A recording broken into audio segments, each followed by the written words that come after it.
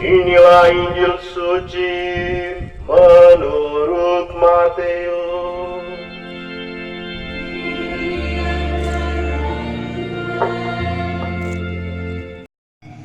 Adalah seperti sebuah ladang di mana yang baik dan yang tidak baik mendapat kesempatan yang sama untuk tumbuh dan berkembang.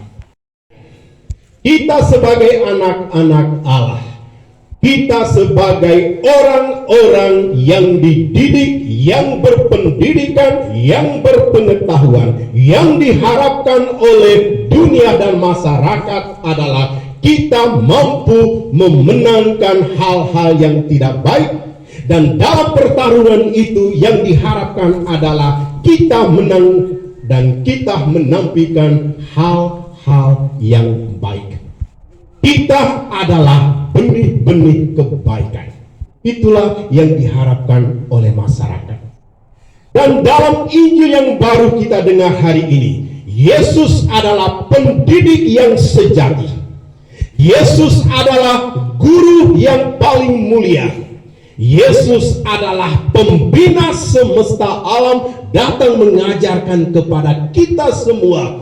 Pada saat kita berhadapan dengan yang baik dan yang jahat, apa yang menjadi strategi kita agar kita dalam pertarungan itu akan menang dan keluar sebagai pemenang.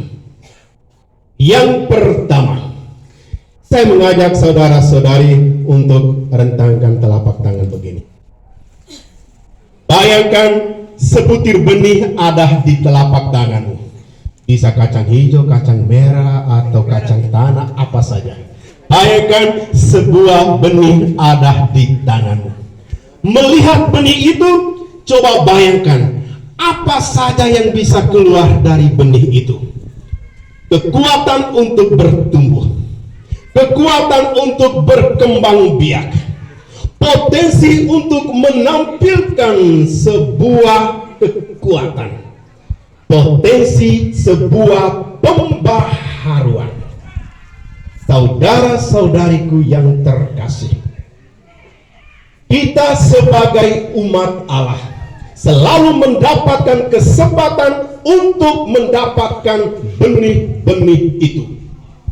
Dalam kehidupan bermasyarakat, benih-benih itu bisa datang dalam bentuk nilai-nilai keutamaan dalam kehidupan kita sebagai masyarakat. Benih-benih yang kita terima dalam hati itu, benih yang memiliki potensi untuk membaharui, benih yang memiliki potensi untuk berkembang biak, benih yang memiliki potensi sebagai pembaharu. Kita dapat dalam nilai-nilai budaya, etiket, dan sebagainya.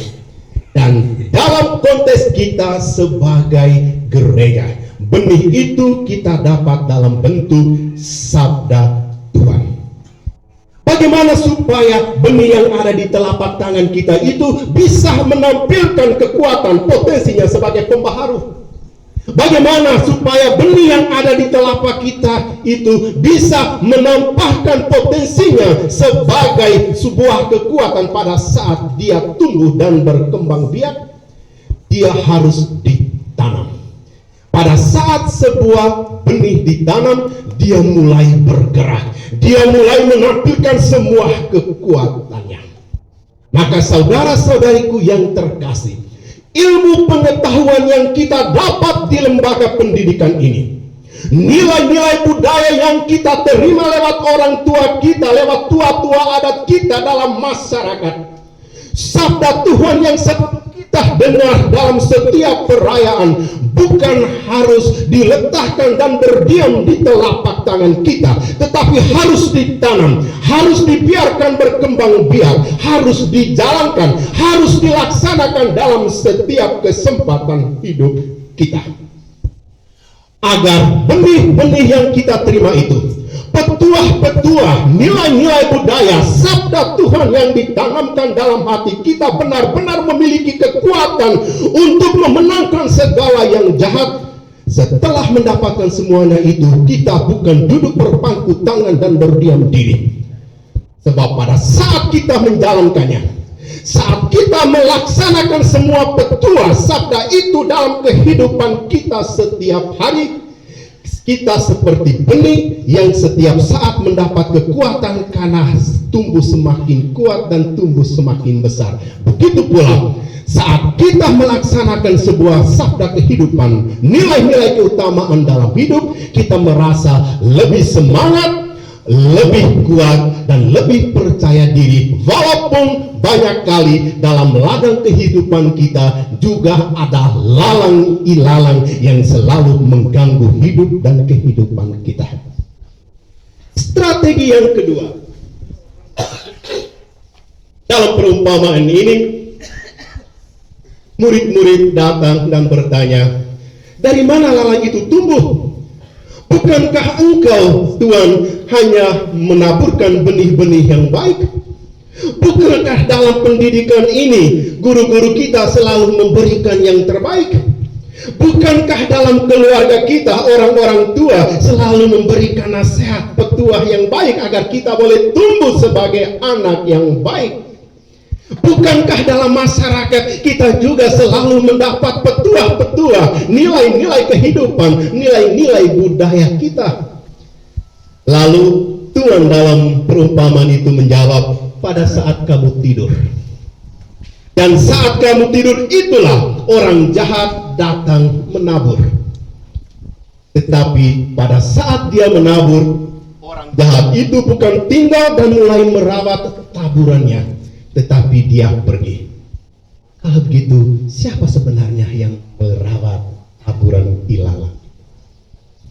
Itu harus menjadi refleksi kita hari ini. Kejahatan adalah ketiadaan dari kebaikan itu sendiri. Pada saat kebaikan tidak bertingkah, pada saat kebaikan berpangku tangan, pada saat kebaikan tidak bergerak dan menampilkan potensi-potensi pembarunya, pada saat benih-benih yang ditaburkan itu tetap duduk sebagai sebuah benih yang tidak bergerak, maka disitulah kesempatan di mana yang jahat datang dan mendapatkan kesempatan untuk menaburkan ilalang. Pada saat kita berpangku tangan, pada saat petuah-petuah orang tua kita abaikan. Pada saat nasihat guru-guru kita tidak jalankan dalam kehidupan setiap hari. Pada saat kita tidur dalam setiap kesempatan hidup kita, disitulah kesempatan di mana orang jahat yang tidak baik dalam masyarakat datang dan menaburkan hal-hal yang tidak baik dalam hati kita, dalam ladang kehidupan kita. Tidur dalam bahasa kitab suci adalah kelengahan, adalah kemalasan, adalah tanda dari orang yang tidak beriman. Tidur dalam bahasa kitab suci adalah simbol dari orang yang tidak percaya diri, orang yang selalu mempertanyakan hal-hal yang tidak baik, orang yang selalu meremehkan benih-benih kehidupan, sabda kehidupan, petuah-petuah dan kebijaksanaan. Maka saudara-saudariku yang terkasih, pada saat kita mempertanyakan semuanya itu, pada saat kita meremehkan hal-hal yang baik yang selalu kita dapat dalam keluarga, dalam masyarakat, dan di lembaga pendidikan kita itu, disitulah benih-benih ilalang mulai datang dan masuk ke dalam ruang hati kita. Dan seperti dalam bacaan hari ini, orang jahat datang dan menanam, bukan merawatnya. Dia pergi dan membiarkan ilalang tumbuh. Kadang-kadang kita sendiri bukan merawat benih gandum yang ditanam, tetapi bahkan lebih memusatkan perhatian kepada benih ilalang yang bisa terjadi bahwa gandum pun ikut tersebut. Kita bertanya, mengapa Tuhan memberikan jawaban yang demikian? Pada zaman dahulu, banyak orang beragama memiliki suatu keangkuhan yang luar biasa. Banyak orang beragama mempunyai suatu kebodohan, mempunyai suatu keangkuhan yang sangat besar. Asal. Strategi yang ketiga, ada satu kesalahan dari murid-murid yang menganjurkan supaya mereka lah yang bertanggung jawab untuk mencabut lalang-lalang. Mereka yang bertugas untuk membinasakan yang tidak baik. Mereka memberikan diri untuk mengambil alih, membakar yang bagi mereka dianggap sebagai satu gangguan. Tetapi Yesus menjawab, itu bukanlah hak dan kewajiban. Seperti baru saya katakan, ada satu kebiasaan orang-orang beragama di zaman kuno, di mana mereka memiliki suatu kesombongan, suatu keangkuhan yang luar biasa. Mereka pikir bahwa mereka adalah orang-orang beragama. Mereka pikir bahwa mereka selalu mendapatkan benih-benih kebaikan. Maka dengan sendirinya mereka memiliki tanggung jawab untuk menghabiskan orang-orang yang masih merawat ilalang dalam hidupnya.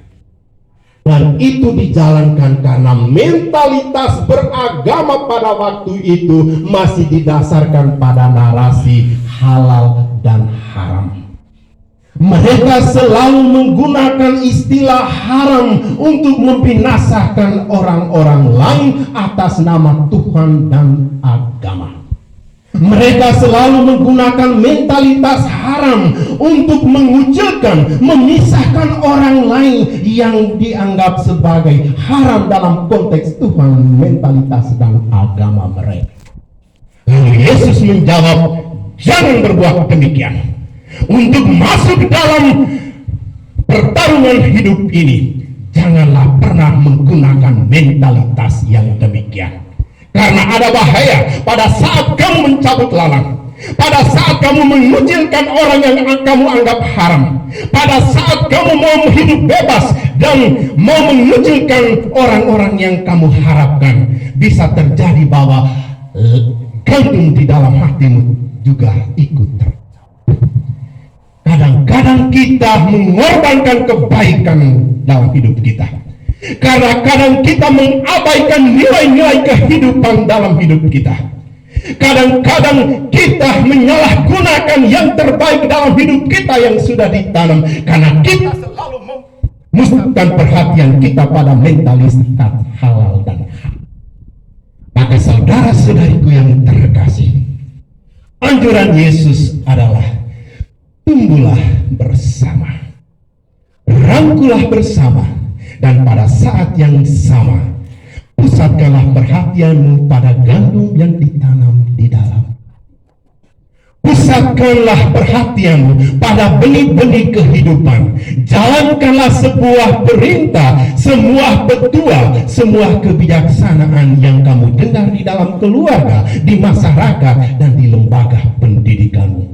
Soal lalang yang tumbuh itu bukan hak dan kewajibanmu. Soal menghakimi orang lain sebagai yang haram dan yang tidak halal bukan menjadi kewajibanmu sebagai orang-orang yang terdidik dan orang-orang yang beragama. Itu adalah hak dan kewajiban dari Yang Maha Kuasa.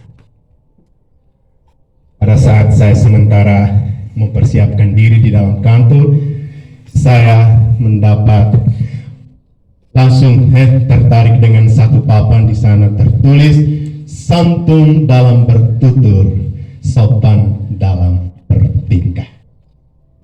Saudara-saudariku yang terkasih, sebenarnya apa yang menjadi tujuan yang paling utama dari lembaga pendidikan kita? Maju, berkembang dalam sains dan teknologi. Itu tidak bisa diingkari. Tetapi seperti yang saya katakan di awal perayaan kita ini, dunia, masyarakat, keluarga bukan hanya haus dan kelaparan akan ilmu pengetahuan. Dunia, masyarakat sekarang sedang dalam berantakan bukan karena haus dan kelaparan akan sains dan teknologi, negara-negara maju, orang-orang berpendidikan, orang-orang berpengetahuan juga saling bertengkar dan saling merobohkan.